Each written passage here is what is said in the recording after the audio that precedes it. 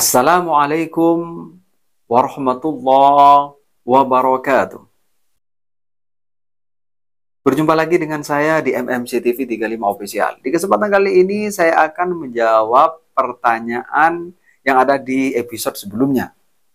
Karena di episode sebelumnya ada satu pertanyaan yang belum kita selesaikan, yaitu misalnya ada orang yang menanggapi. Nah, bagaimana? Kan Allah berfirman, Ar-Rahmanu 'alal 'arsy istawa di dalam Al-Qur'an. Bukankah itu artinya, misalnya ditanya begitu, bukankah itu artinya Allah bersemayam di atas aras? Nah, ini kalau orang nggak paham pasti akan bertanya seperti itu. Jadi kalau misalnya ada pertanyaan seperti itu, jawabannya, ulama menafsiri istawa tidak dengan bersemayam atau duduk. Karena istawa itu mempunyai makna 15 macam makna. Dan bahkan ada yang mengatakan 27. Saya pernah dengar. Tapi kalau yang 15, saya tahu dengan kitabnya. Itu ada di kitab Ulin Nuha, karya Syekh Dr. Salim Alwan Al-Husain. Nah, para ulama memberikan makna istawa dengan makna menguasai. Jadi Ar-Rahmanu 'alal 'arsy istawa artinya Allah menguasai arsy. Bukan duduk atau bersemayam di atas arsy. Nah, kemudian berikutnya juga ulama yang lain.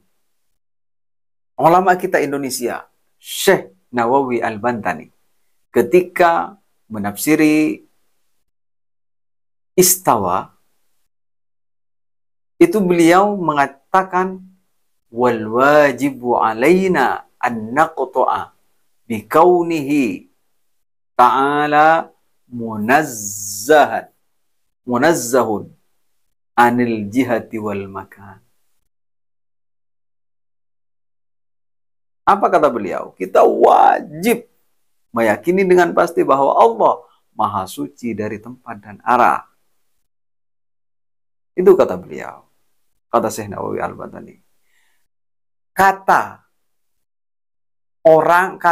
ulama yang diakui sebagai imam madhabnya oleh orang yang punya keyakinan bahwa Allah duduk di atas aras dan bersemayam di atas aras, yaitu Imam Ibnu Hanbal. Imam Ibnu Hanbal ini diakui sebagai ulama mereka. Padahal Imam Ibnu Hanbal tidak mempunyai keyakinan seperti itu. Ketika menafsiri istawa, beliau menyebutkan istawa kama akhbar. La kama yakhturu lil basar. Iya itu. Jadi kata beliau, istiwanya Allah itu kama akhbar, sebagaimana dijelaskan di dalam Nas. La kama yakhturu lil basar. Bukan seperti apa yang ada dalam angan-angan pikiran manusia. Bukan. Nggak seperti itu. Di dalam redaksi yang lain, beliau mengatakan,